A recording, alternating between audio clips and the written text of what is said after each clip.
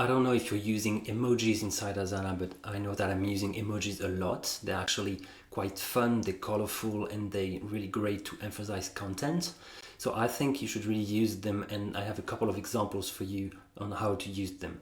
The first one is to have the emojis at the beginning of the project name, and you can also have the same emoji used inside the custom fields name. That makes it very easy to understand to which project the custom fields you have on the task actually relate to. The second example is to have emojis directly inside custom fields.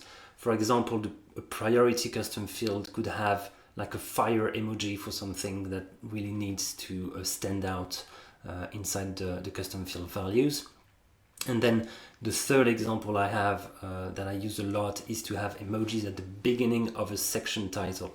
Because if you have a project with sections and you don't use any emojis, it's actually quite boring. It's black and white. The sections don't stand out that much, and I think it's very nice to have the emojis at the beginning of the name of the sections. And if you're not sure what emojis to use, I actually published a post on the community. It is called the best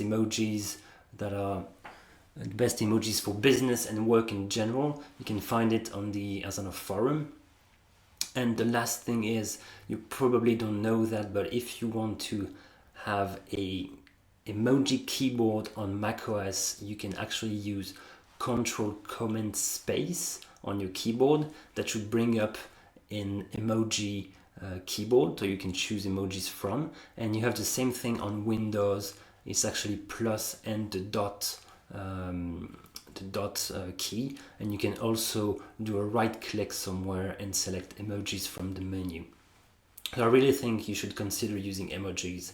You should have some kind of rules inside the team on how to best use the emojis and which one to use, but I think you should definitely use them.